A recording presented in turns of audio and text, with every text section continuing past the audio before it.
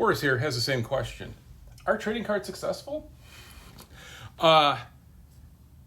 Yes. So no, how trading cards work is when you play a game, you unlock trading cards. And if you're playing a new game, that trading card has value to it. That value is going to plummet really quickly though. So sell it, just sell it, just sell it. Sometimes you can get like $1 for a card. And people are trying to collect all the cards so that they can then get a set. And now what often happens early on is they're high priced because there's collectors who are trying to build the set to then sell the thing that it creates, like the background or something. It's a whole weird system you don't have to know about. But that's the game there. I don't understand the gems and some other stuff. I don't care. The cool thing is you don't have to care. Those are all just entry points, right? Think of it, if Steam is a big MMO, which is what I say in the previous video, is they just need a bunch of entry points for things. And one of the cool things is the trading cards is it pops up and says you earned something, right? Well, that tells you, hey, there's a marketplace out there and you can go look. And everyone looks and thinks, I can get a penny for this. I can get $1 for this. I can get 10 cents. You sell enough of those, you get a free game, right? So that's kind of cool. You get that just for playing. There's nothing else. But it's to make those sets is the value of them, right? And like I said, there's a whole bunch of other systems in there, right? Because then you have all these points you're earning. And you're like, what do these points do? I don't know. Here I'm going to reward somebody. What does that do? I don't know. Honestly, I don't. But with that, and don't worry that nobody knows what those are. I was once, so the business people at Valve are very smart. They're very, very smart, and they can talk intelligently about Steam, and they know how all of these systems work and the value of them. I don't. But they would bring me to these meetings because I'd be the wild card. Yeah, I'm Charlie Day. Sitting in the back. Did I just mix his names? Whatever, I'm Charlie. You know what I'm saying. I help in the meeting of I can talk dev stuff, right? And so one time we're in a meeting. So I've been like, and these are big devs, right? These are like Ubisoft. These are EA. These are like, I've been in all their studios, I think, right? And you always meet like super nice people. They're all trying to make cool things.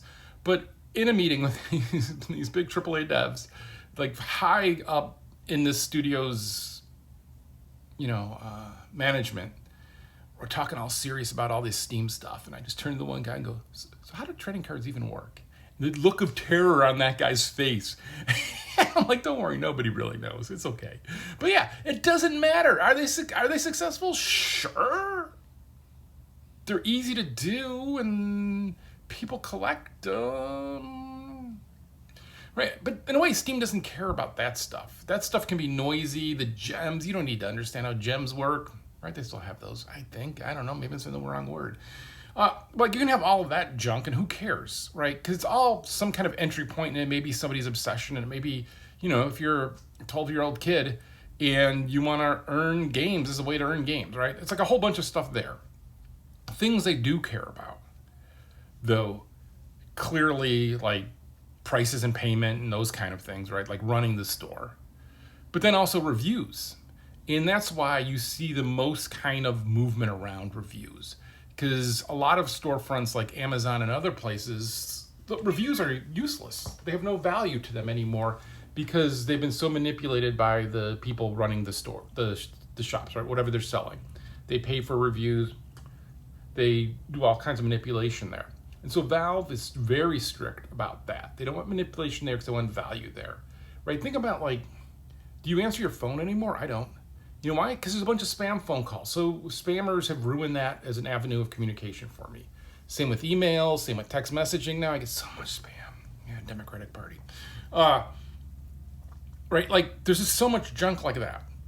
And so they want to keep those clean. And so they care about those. And so I think Steam reviews, for the most part, are pretty successful, even though I'll disagree with some of ours and we have some idiot on ours now claiming false things about me. And you're like, the one that posted the review in Braille that the flasher blinded him, that was pretty funny. That's actually it's a negative review. I'll take it. Should talk about the flasher someday. But yeah, is it successful? It's that thing of everything and nothing, right? And you just need a lot of entry points when you're talking about hundreds of millions of people. It doesn't need to be that big of a success to be a giant success, right? And in this case, when you run the world's biggest MMO, even these little successes are worth doing. And so I think trading cards are worth it.